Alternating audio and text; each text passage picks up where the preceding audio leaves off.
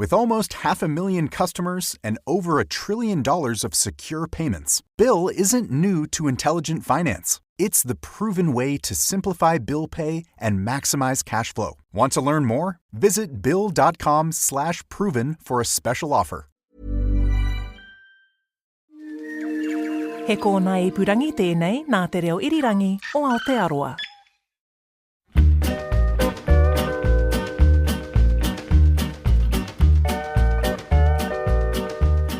Kia ora, I'm William Ray.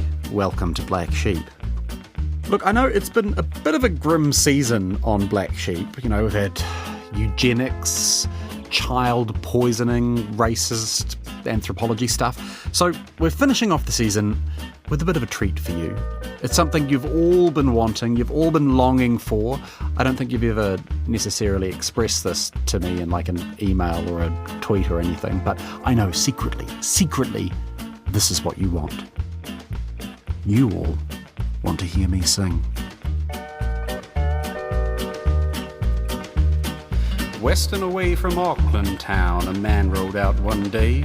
A tall dark man with eyes deep brown who spoke in a foreign way. For Gumland he was seeking, and on he rode until he came to a place that bears his name yet. They called it Donbuck Hill. When I asked the old gum digger, he shook his frosted head. They weren't the true gum diggers on Donbuck's Hill, he said. Just wasters there and ne'er-do-wells who cut up rough in town. Were told to quit the boundaries before the sun went down.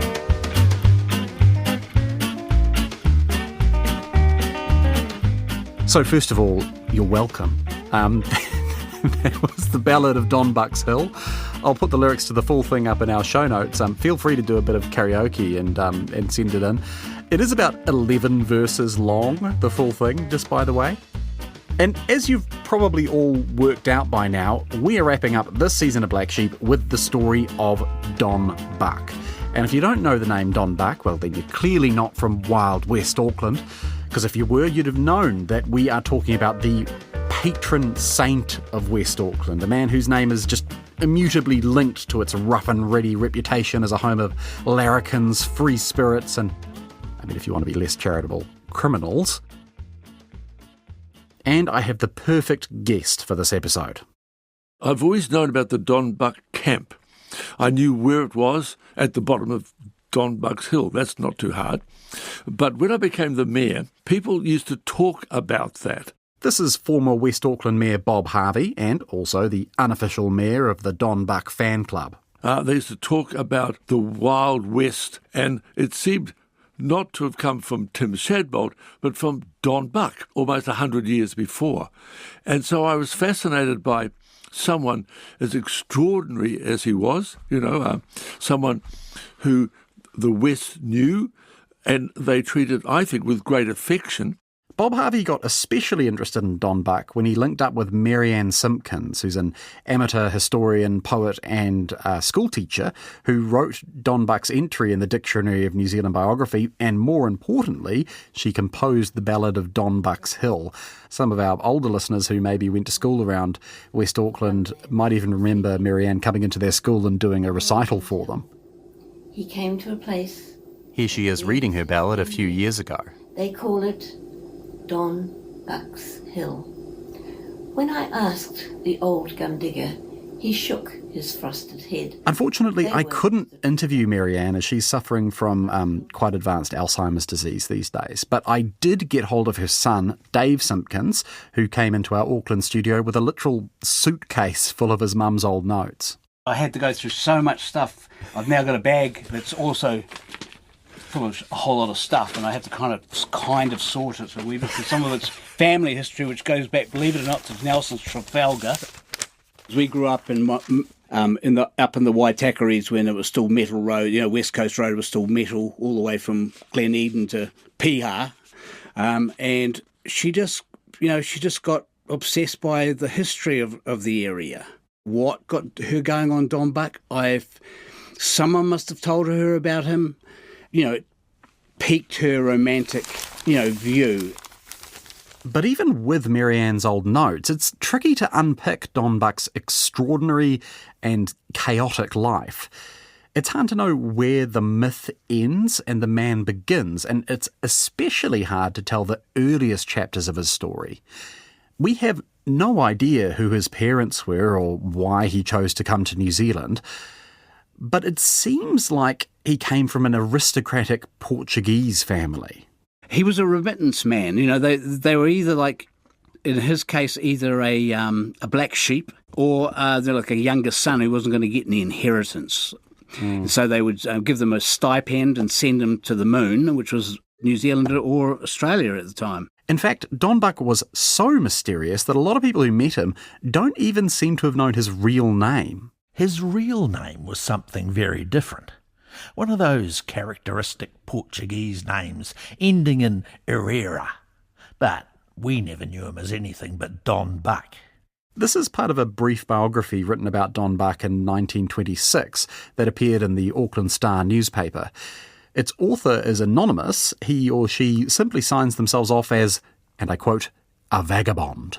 He was born in Madeira, and in his younger days went to South Africa, where he made some money. And then, happening to hear of the gum digging in New Zealand, something of its bohemian character appealed to this rolling stone of a Portuguese. Don Buck's death certificate does say that he was born in Madeira in the Canary Islands, which is a Portuguese territory.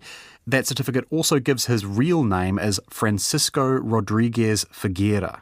He was born in 1896 or 1897, and it seems like he arrived in New Zealand sometime in his early 20s. One source I've seen says it was 22. Like Dave Simpkins says, the suspicion was that he was what's known as a remittance man. So basically a rich kid from a wealthy family who, for some reason or other, didn't really want him hanging around home. But wherever he came from, he certainly made an impression when he got to Auckland, which was sometime in the 1890s. He created his own legend. He was a dress-up, for God's sake.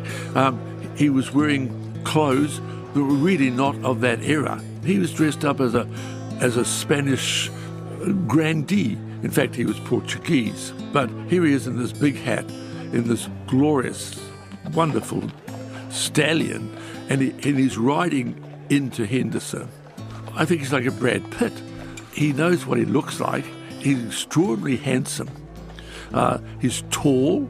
He carries a revolver at a time when you didn't need to carry a gun. In fact, Marianne writes in her biography that Buck cut such an unusual figure in late 19th century Auckland that he literally drew a crowd whenever he rode into town for provisions. He was always immaculately dressed. He wore a broad-brimmed hat, calf-length velvet-trimmed jacket, waistcoat and high leather boots. His Mediterranean complexion, dark glittering eyes and bristling wax-tipped moustache made him an unforgettable sight.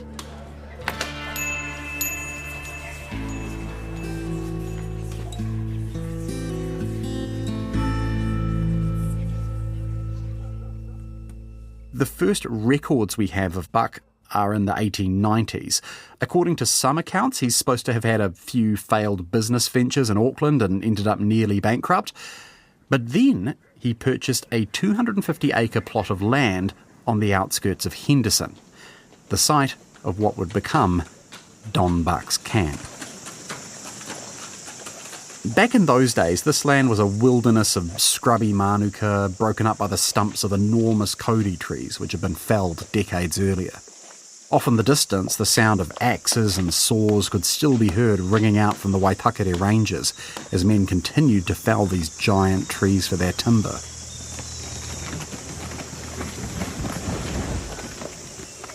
But Don Buck was most interested in what was left behind in the land where these trees had already been felled. Kodi gum.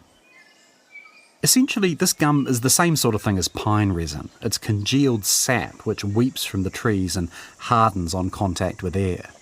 Traditionally, Māori mostly used it for starting fires. The ash produced by burning the gum could also be mixed with oil or fat and make tattooing for tāmoko. But when Europeans arrived, they found another use for the stuff. It turned out Kodi gum could be rendered down and mixed with oil to make a very hard-wearing varnish. Fancy furniture and carriage makers back in the UK, they were crazy for this stuff. Between 1850 and 1950, New Zealand shipped 450,000 tonnes of gum overseas. For a long time, it was Auckland's biggest export, bigger than gold, bigger than wool, bigger than timber from the Kodi trees themselves.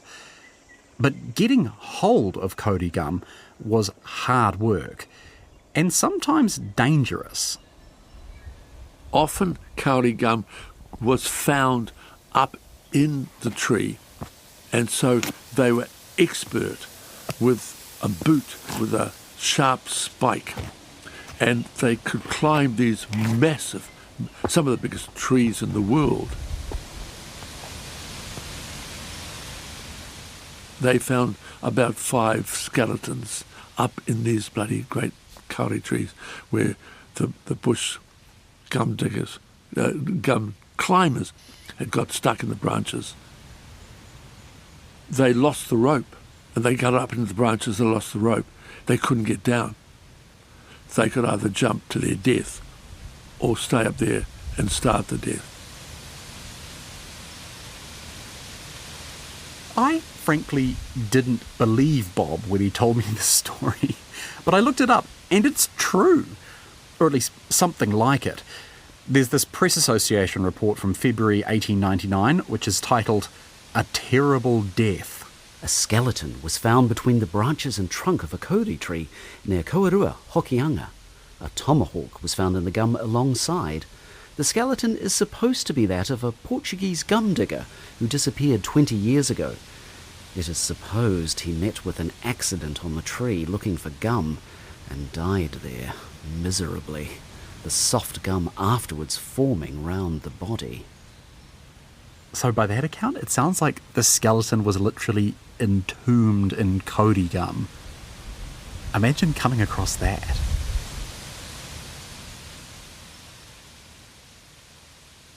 Maybe, thankfully, this dangerous method of getting Kodi gum wasn't the most common.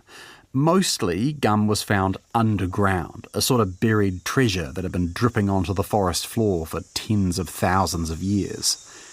David Simpkins says men would trudge over the land with a shovel and a long spike, searching for the stuff. It's just a big long cast iron spear thing that had a handle, usually a wooden grip at the top, and then they just push it into the ground until they hit something. And then if you hit something, what, you fish it out or you dig it out? You dig it out. Yeah. It was hardcore work. According to his anonymous 1920s biographer, the work was actually a little too hardcore for Don Buck personally. Don never handled spear and spade as far as I know. His forte was running a store and financing the wild crew that then followed the elusive gum. Wild they were, with a vengeance. All gone to their account many years ago. Today, you won't find more than a handful of the real old-fashioned diggers anywhere. There is still a sod shack or two between Riverhead and Kumeu.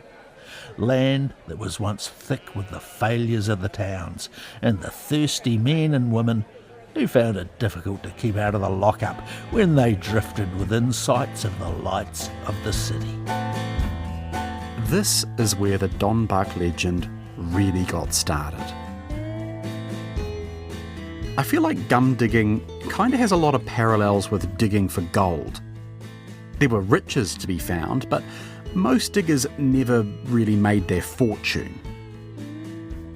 One digger is reported to have told a government official that, and I quote, "I dig the gum to get the money, to buy the food, to get the energy, to dig the gum." The people who made money on the gold fields were selling provisions, picks and shovels, not the ones doing the actual digging. And it seems like it was the same deal with Kodi gum. And Don Buck, with his 250 acres of prime gum land, was perfectly placed to cream the profits. Now, the details of this are a bit unclear, but at least according to some sources, Buck seems to have struck a sort of deal with the local police magistrates. If anyone came into court accused with some sort of relatively minor crime, drunk and disorderly, something like that, they'd be given a choice. They could either be locked up at Mount Eden prison, or they could be shipped off to Don Buck's gum digging camp. They want to quit these troublesome dudes from town and send them somewhere. They used to go to Australia as convicts, but in Auckland they went to Don Buck's camp. They wanted them out of sight. The way it seems to have sometimes worked was that a criminal would get charged a fine and Don Buck would pay this fine with the agreement they would work at his camp to pay him back. It kind of sounds something halfway between an indentured labour scheme and a boot camp. You might even say a gumboot camp.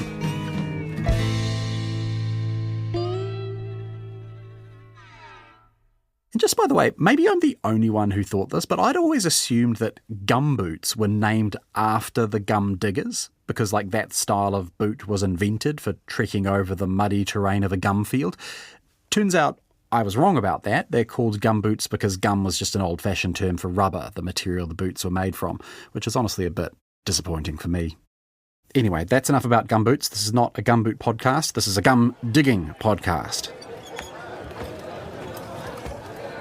Don would fetch his new workers from town and he'd load them into the back of his horse-drawn wagon. They'd ride out of Auckland along what's still known today as Don Buck Road to his camp at the base of a small hill. Whenever a down and out arrived at the camp, it might be from some other field, but it was more often from jail. The procedure was always the same. Don would furnish him with an axe and some sacks. With the axe, the newcomer would go down to the bush-clad creek and cut some poles. And with these and the sacks, he would build himself a sack shanty, making one more in the large semicircle. Don would come to light with a week's stores, spade and spear. Don Buck gave them a spear, a gum spear, and they went out and started poking the spear in the ground.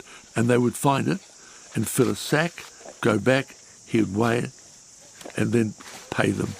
Don would probably finish up with 20, 30, 40 sacks, put it on the dray, go into Henderson and sell gum, which was getting a good price, a very good price. Don Buck, with his cheap and renewable source of convict labour and his monopoly on selling food and other supplies, must have made an absolute killing, although no one seems to know exactly how much. But this camp, filled as it was with rogues and villains exiled from Auckland polite society, was absolutely notorious. Everybody got drunk. Women, men, everybody drank in those days. Maybe it's not surprising whoever wrote that biography of Don back in 1926 didn't give their real name. When I first knew the outfit, Don had firmly established himself there as storekeeper and uncrowned king of as rough a mob as you could muster in the whole province. It was naturally a floating population. Generally there was a score or so of subjects, male and female. Anyone down and out used to make for the camp, and whatever Don's failings, he never turned a man or woman away so long as they played the game. He was held in considerable respect, so that in all the broils, battles and sudden death that shook the camp, none of them ever swept nearer than the front steps of the throne. And yes, there was at least one sudden death at Don Buck's camp, but we'll get to that a bit later. The carousals and the fights used to afford His Majesty a certain amount of amusement, but were never allowed to invade the sacred territory of the palace. The palace that author's talking about is Don Buck's house, which sat on top of the hill above the camp. I think they were scared of him. I think if he didn't get on with you, he'd be menacing. He couldn't run that place without being tough and smart and probably cunning. I wonder if this might be part of why Don Buck dressed up the way he did, with his flamboyant clothes and a knife and a revolver at his belt. He was maybe deliberately cultivating an image of a man who was too dangerous to be crossed.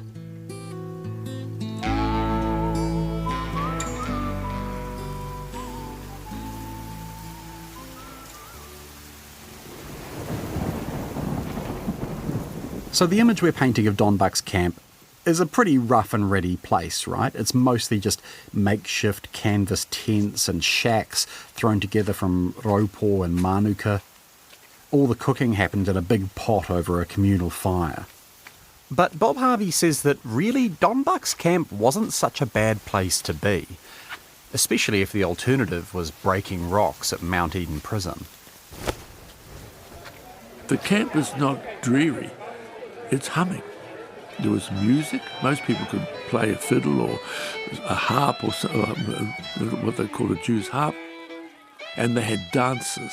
There was lots and lots of records of dances on Saturdays, balls. Oh, God knows what they looked like or felt like, but they must have been quite good.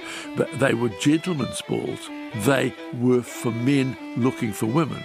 But then the women didn't turn up because they weren't that interested. I don't think in that kind of relationship. So the men finished up dancing with each other. So I don't think they waltzed, but they did jigs and other things. And there's lots of kind of pictures and sketches in all the bush camps. Saturday night was quite a night. They kept and made their own entertainment. And then there's a team of women that serviced, if you like, the bush mills in the ranges. They all had nicknames for their skills, I guess, and their appearance. They were probably pretty glamorous. The nicknames are amazing. Is Tiger Lil, China Nell, Screaming Annie, which I think is my favourite. I love it.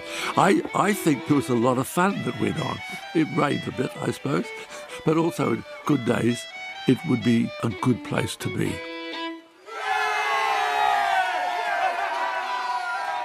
Tiger Lil, just by the way, there is an absolutely amazing article which references her. It's from an old Auckland historical journal. She travelled to Auckland, taking the train from Henderson, returning to the camp each evening. Passengers sitting opposite her in the carriage had to be careful where they looked, for if she thought they might be eyeing her up, she would fly into a rage and call them very derogatory and unprintable names.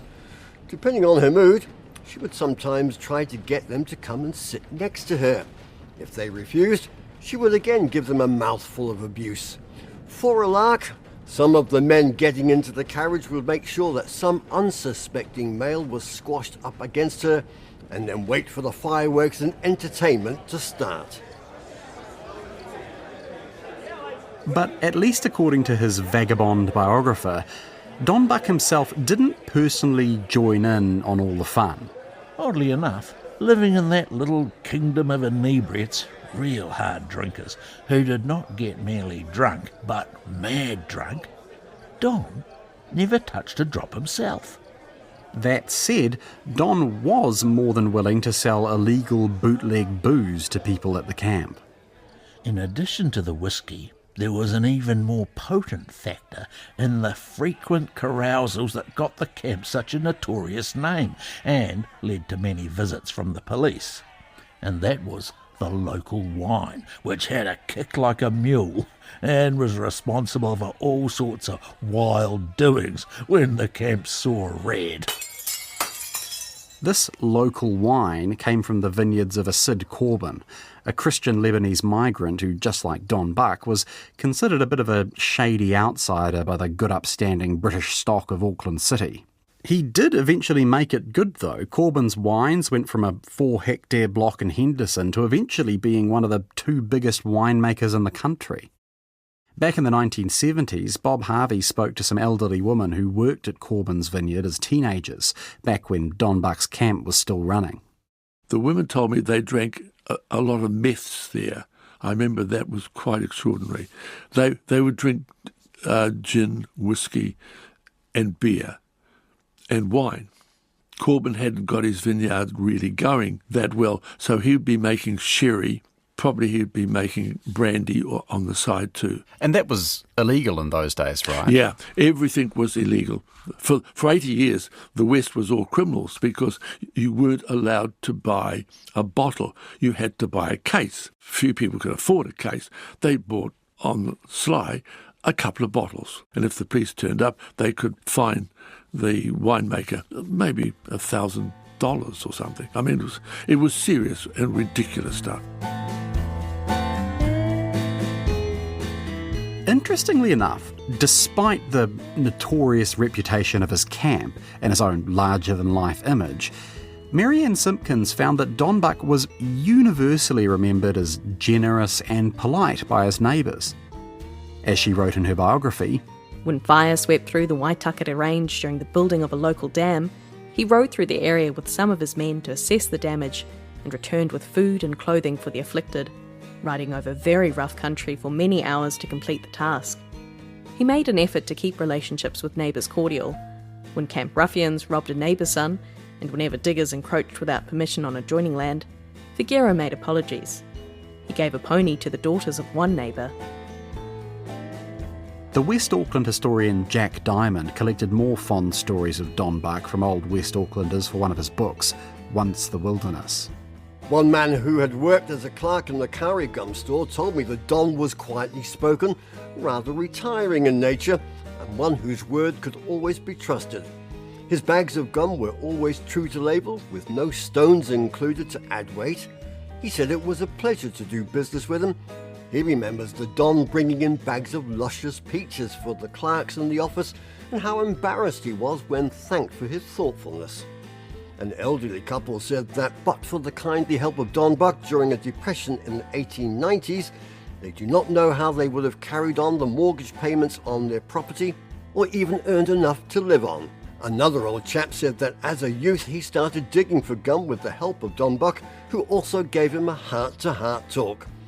The Don's sentiments were that if a man wanted to go straight, then he was prepared to help him along the straight and narrow path. But if a man wanted to take the downward path, why, who was better able to assist him than the Don himself? Look around you, son, and make up your own mind. I will help you either way, he said.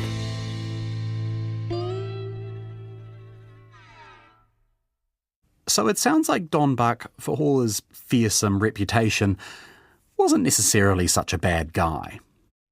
Although you do have to wonder if his efforts to keep up good relations with his neighbours might have been at least partly an effort to divert attention from the chaotic conditions at his camp. As the vagabond biographer put it, the broil, battle, and sudden death. Bacchanalian and fearful were the scenes enacted at the camp on wine days. The ordinary jollification of a gum digger's community is sometimes colossal, but at Don Buck's they went a bit too far. One man was hacked to death with an axe. Another couple disfigured each other with the jagged ends of broken wine bottles. And one man got so completely drunk that he fell face down in the fire and was suffocated where he lay. I think the author may have actually got a little bit mixed up here, because as far as I can tell, nobody was ever actually killed with an axe at Don Buck's camp. Although the newspapers make it sound like it was a pretty close-run thing. This report came from the Auckland Police Court on the 2nd of February 1912. 2 charges arising out of the affray that occurred in Don Buck's camp at Henderson on January the 5th were heard in the police court yesterday, when John Denny was charged with assaulting George Fry by striking him on the head with a bottle, and Fry was charged with assaulting Denny with an axe. Mary Sluice, who was living at the camp, said she heard Denny speaking very loudly and saw him push Good. She was in her whare and saw Fry approach and strike Denny twice with an axe. Denny fell to the ground. The camp was in shock. Blood was pouring from the back of this man's head. But Denny, it turned out, wasn't done. Denny got up from the ground and followed Fry into the whare.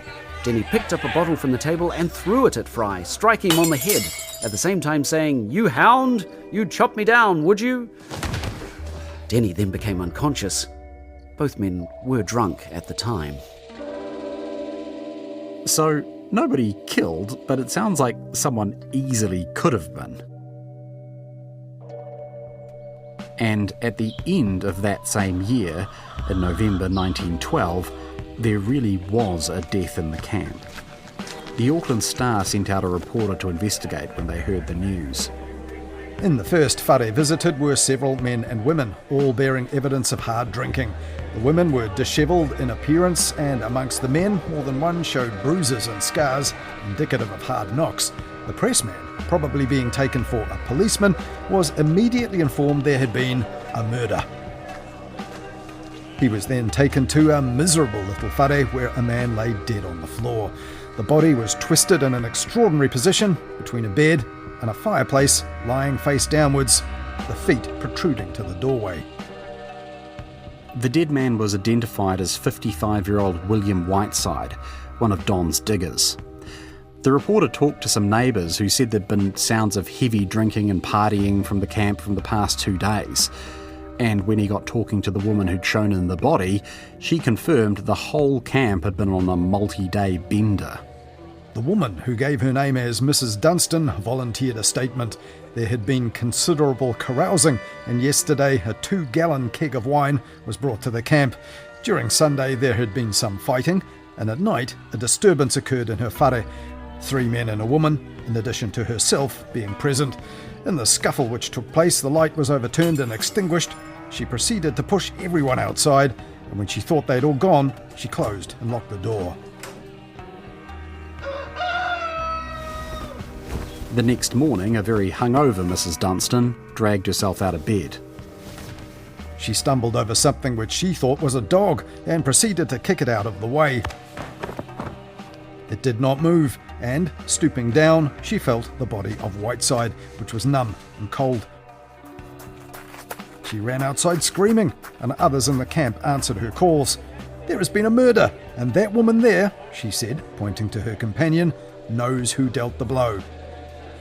The woman indicated was in an even worse state physically than the person making the statement. The second woman admitted that she had been having such a spree that she had no clear recollection of what had happened, beyond the fact that she and Whiteside had been dancing together and that afterwards there'd been a squabble.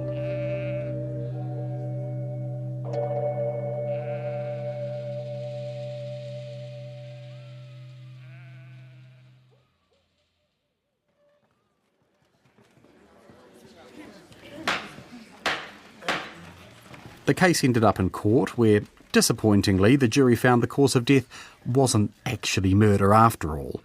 As the Star later reported, Dr. James Moyer, who made the post-mortem examination, said the condition of the organs all pointed very clearly to suffocation.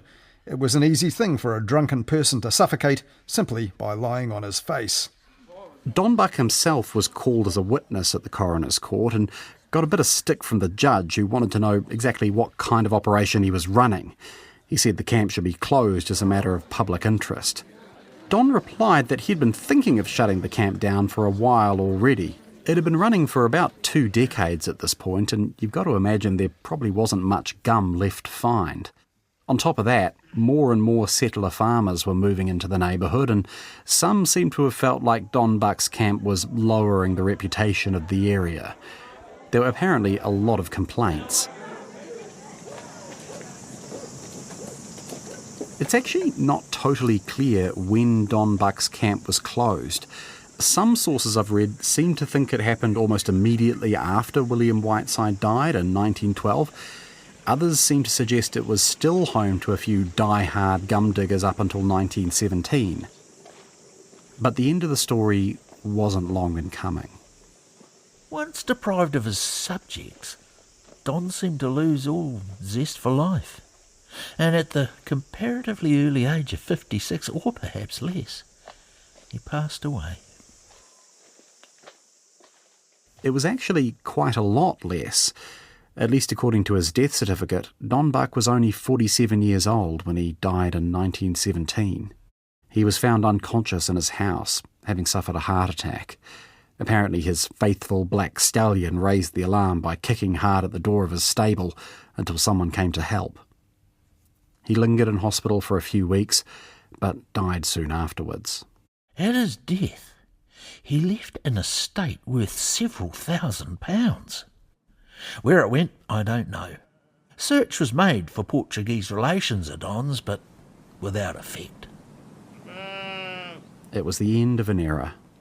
and not just for Don Buck himself. By this point, West Auckland's old gum fields were progressively being fenced off as private farms. What gum digging was still going on was increasingly being taken over by Dalmatian migrants, much to the disgust of Don Buck's anonymous 1926 biographer. The matter-of-fact, methodical Dalmatian has revolutionised the gum digging, robbing it of its wild bohemianism. When a colony of sober, stalwart foreigners will dig deliberately a 6-foot face through a swamp, clearing it of every particle of gum, there isn't much room for the casual spear and spade lone-hander whose only ambition was to get enough to keep the tucker box full and give him a surplus for an occasional hilarious burst in town.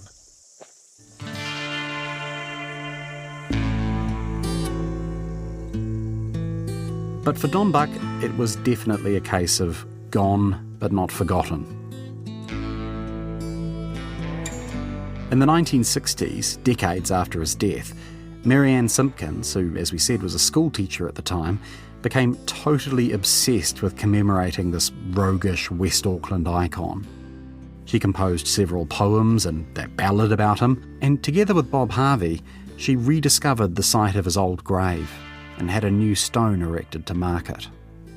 The search took about a year before we were actually able to pinpoint where he was buried in Waitakere. And we found the grave and had a ceremony, and she read her poem. I thought it was a deeply moving occasion. We'd found the legendary grave of Don Buck. He's a real Westie icon to me. There was the fantastic people that drifted out west. Wonderful, creative people, Shadbolt, McCann, they all came from the city, went out west. People that wanted to write, paint, photographers, all they went west. And I don't think there's a place in Auckland, really, that honours that different kind of beat like the West. And that's why Don Buck is forever in our mind and in our memory.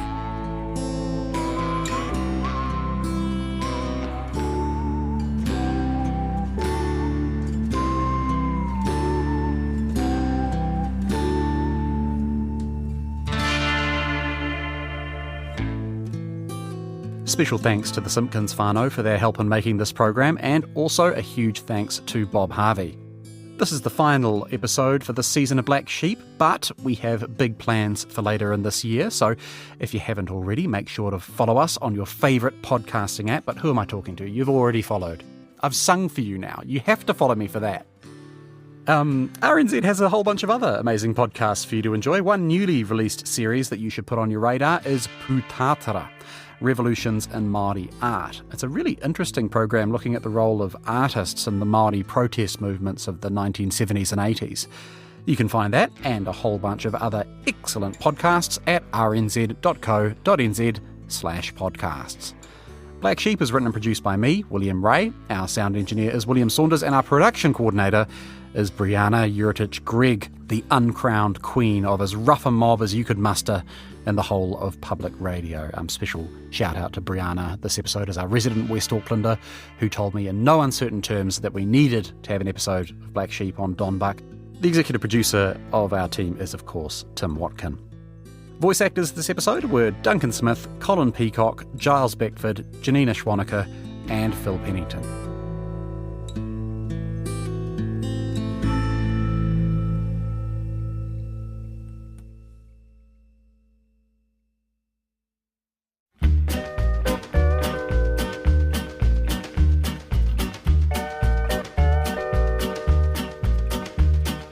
West and away from Auckland town, a man rode out one day, a tall dark man with eyes deep brown who spoke in a foreign way. For Gumland he was seeking, and on he rode until he came to a place that bears his name yet, they called it Don Buck Hill. When I asked the old gum digger, he shook his frosted head. They weren't the true gum diggers on Don Buck's Hill, he said. Just wasters there and ne'er-do-wells who cut up rough in town were told to quit the boundaries before the sun went down.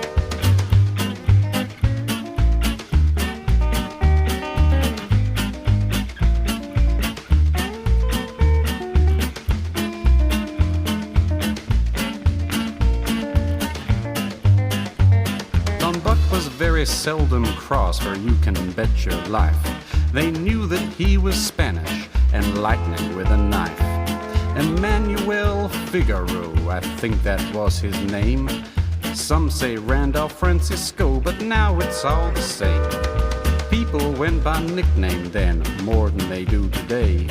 Don Buck was tough, but he was fair and treated each man the same, never asking why or even a fellow's name.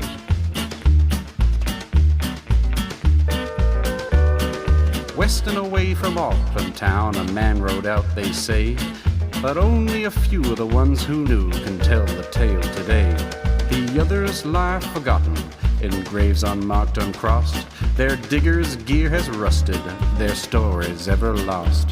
Past vineyards named Mount Lebanon, where grapes are growing still, a signpost clearly points the way beyond the Don Buck's Hill.